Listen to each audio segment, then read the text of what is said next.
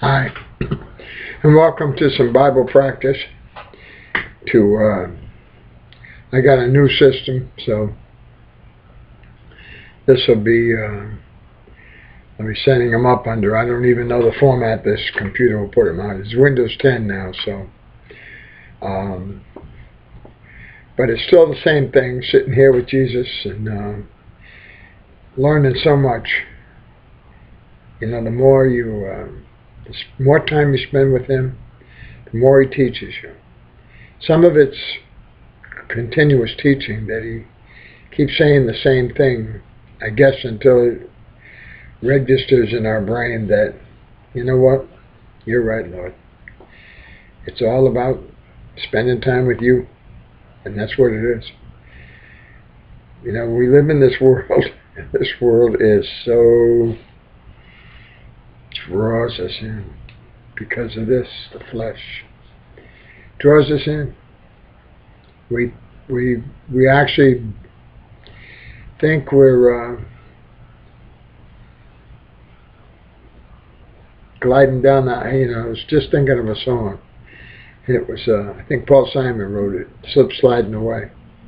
I was singing that the other night as a club, and I get to the line where it says, "We're gliding down the highway, but we're really slip sliding. We think everything's going great and we're cruising.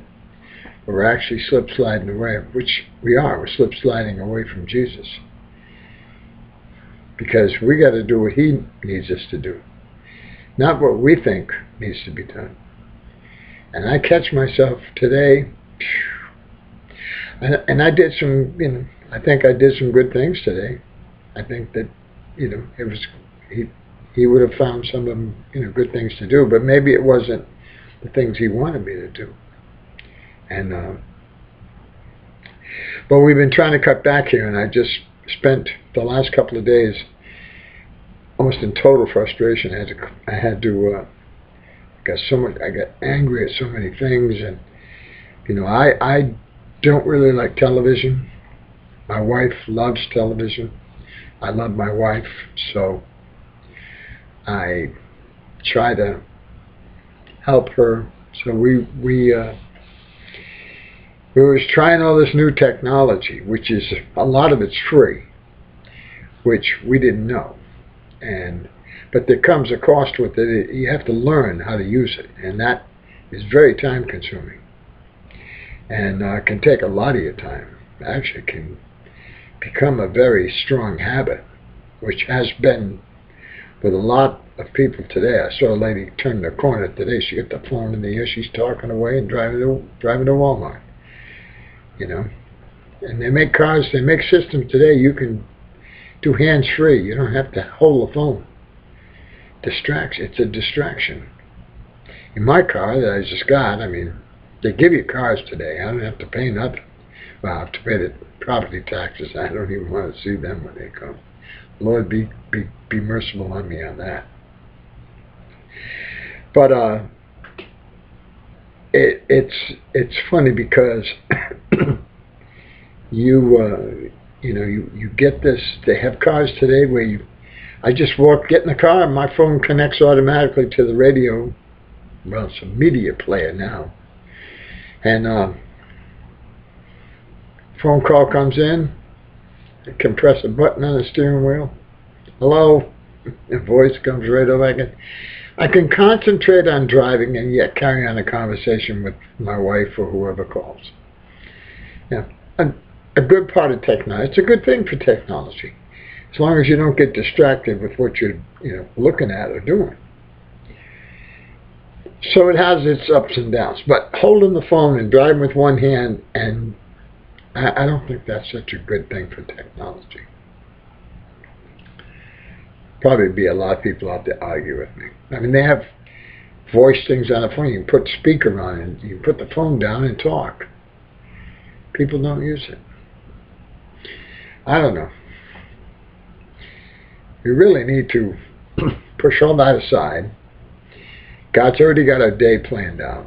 And I'm beginning to see that probably myself at the top of the list included in this one. We don't do what He wants us to do that day. What He needs us to do.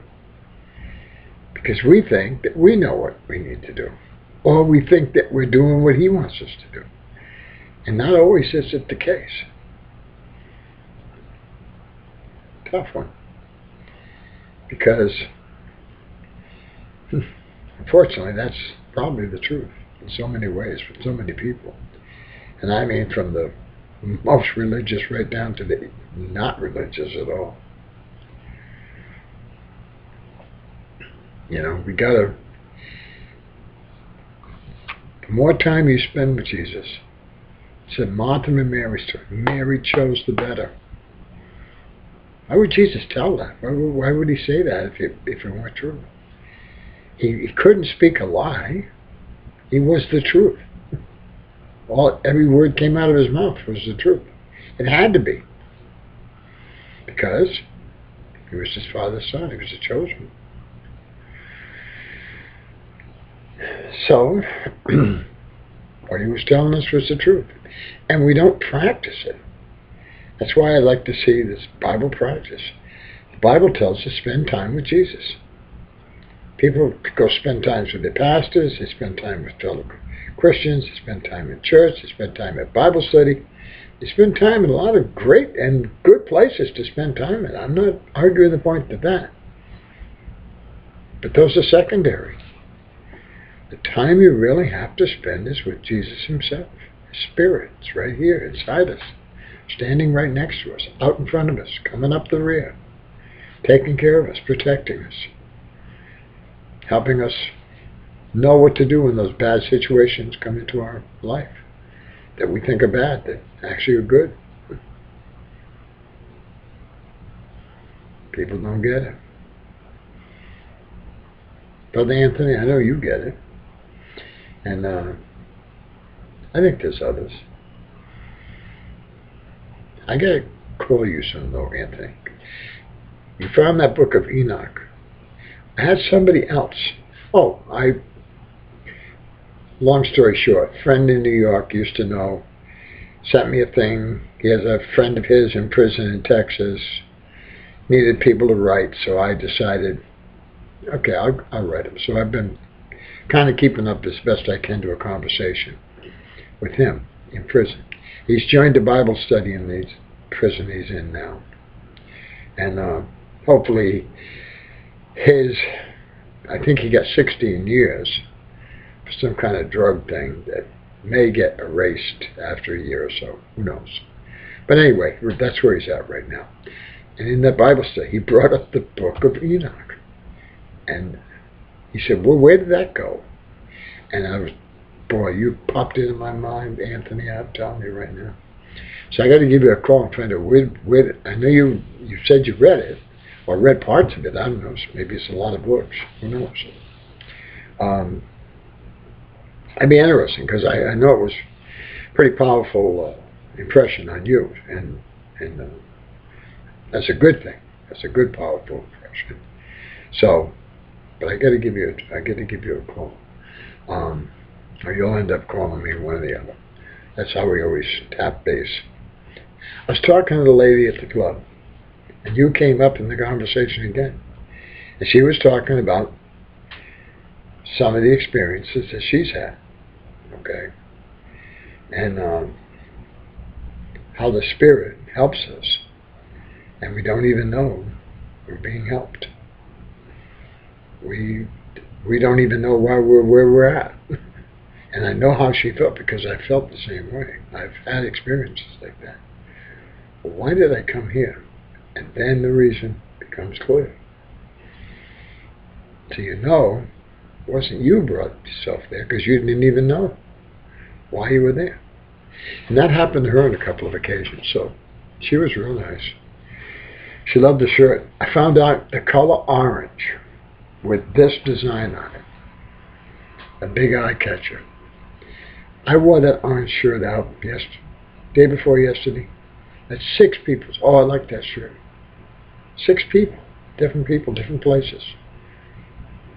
And, you know, orange, bright orange. I think I've worn it on the show here. And of course it has the same thing. Here comes my beautiful wife, Judy. Did you win? Yeah, I did. Oh, my wife won bingo. I'm going to have to get off. Count Yes, the I did thousands. win. Thank you. Okay. Have a great day. I'll be back tomorrow. Peace. Bye-bye.